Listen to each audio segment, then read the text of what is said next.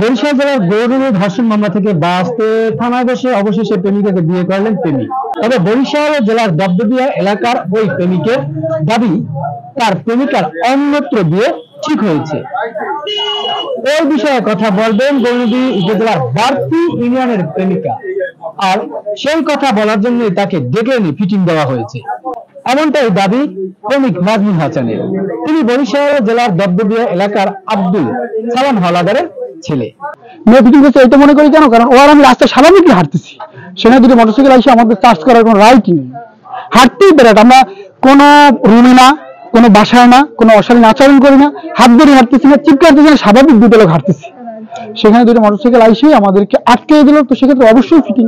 বিষয়টা হচ্ছে গিয়ে কি করবো জানেন, বিষয়টা সামাজিকভাবে বিয়েটা করতে পারতাম, এখন অসামাজিকভাবে হবে। কেন হবে? মেয়ে নিয়ে আমার বাসায়। ঘটনাটি গতকাল 9 এপ্রিল মঙ্গলবার দুপুরের দিকে টর্কিবন্দর স্কুল রোড আনোয়ারা প্রিকারি স্কুল সংলগ্ন। ওই প্রেমিক যুগলে হাঁটাচলা দেখে স্থানীয়দের সন্দেহ হলে তাদের সাথে কথা বলতে চাইলে দুজনের কথার মিল পাওয়া যায়নি। তখন ওই প্রেমিক নাজমুল হাসান তিনি জানান যে তার সাথে ঘুরতে আসা ওই নারী তার সহপাঠী, তারা দুজন মাস্টার্স লেখাপড়া সম্পূর্ণ করেছেন এবং ওই নারীর দাবি তারা দুজন প্রেমিক প্রেমিকা। তাকে বিয়ের আশ্বাস দিয়ে একাধিকবার তার সাথে শারীরিক মেলামেশা করেছেন। এখন প্রেমিক নাজমুল হাসান বিয়ে করতে চান না। প্রেমিকার একটি সরকারি চাকরি হওয়ার কথা ছিল, সরকারি চাকরি না হওয়াতেই প্রেমিক নাজমুল হাসান বিয়ে করতে চান না। মানে হচ্ছে ওর সাথে তো আমার যোগাযোগ নেই প্রায় 2.5 মাসের মতো। মানে ওর বাবা মা বিয়ে সব কার্যক্রম করে আমাদের বাসায় আসার পরে, এরপরে যাওয়ার পর তারা আর যোগাযোগ করে নাই। সবকিছু বলতে কি কোনো শারীরিক সম্পর্ক?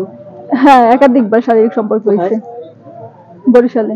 চাচ্ছে না বলতে কি, আমার একটা চাকরি হওয়ার কথা ছিল, এখন সম্ভবত ওর মা আমার দেখতে আসার পরে আমার কাছে জিজ্ঞেস করছে ওই সময় ওই যে প্রাইমারি নিয়োগটা যে নিবে, তো ওই সময় আমি বলছি যে ও বলছে তাদের কাছে যে চাকরি হবে, আর আমি বলছি যে মানে এবার আমার হয় নাই চাকরিটা।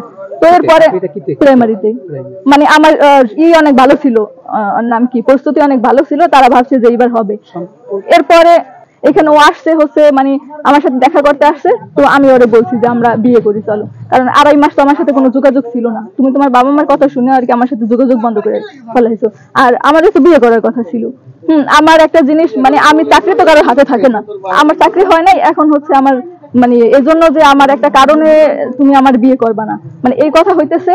ওরা আমি এই কথা নিয়ে তর্ক করতেছি, এর মধ্যে হচ্ছে ওরা মানে 4-5টা ছেলে আইসা জিজ্ঞেস করছে যে ভাই আপনাদের বাসা কোথায়, মানে আমাদের দুইজনের তর্ক শুনে। আচ্ছা বুঝছি, এখন ছেলেটা ছেলের বাড়িতে নিয়ে আপনাকে বিয়ে করে না, ও যদি এরকম চাইতো, মানে ওর যদি কোনো এরকম ইচ্ছা থাকতো যে ও বিয়ে করবে আমারে, তাহলে এই যে ওর পরিবার পর্যন্ত আনিয়া ডেট ঠিক করে দেয়া, মানে সবকিছু ঠিকঠাক করার পরে তো ওরা মানে আমার সাথে যোগাযোগ বন্ধ করতো না। আর ওর মাও আমার সাথে কথা বলা বন্ধ করতো না, আমার বুলুক দিত না, এবং সে আবার আমারে বলে যে আগে চাকরি হোক এরপরে। এবং শারীরিক সম্পর্কের বিষয়ে জানান যে তার সাথে থাকা সহপাঠীর সাথে কোনো শারীরিক সম্পর্ক হয়নি। তখন দুজনের কথার কাটাকাটির এক পর্যায়ে স্থানীয়রা গৌরনদী মডেল থানা পুলিশকে খবর দেয়। খবর পেয়ে ঘটনাস্থল থেকে গৌরনদী মডেল থানা পুলিশ প্রেমিক যুগলদের থানায় নিয়ে যায়। পরে দুই পরিবারের মতে 4 লাখ টাকা কাবিনে 1 লাখ টাকা উছলে দুজনের বিয়ে সম্পন্ন হয়, এমনটাই জানান গৌরনদী মডেল থানার ওসি মোহাম্মদ আনোয়ার হোসেন।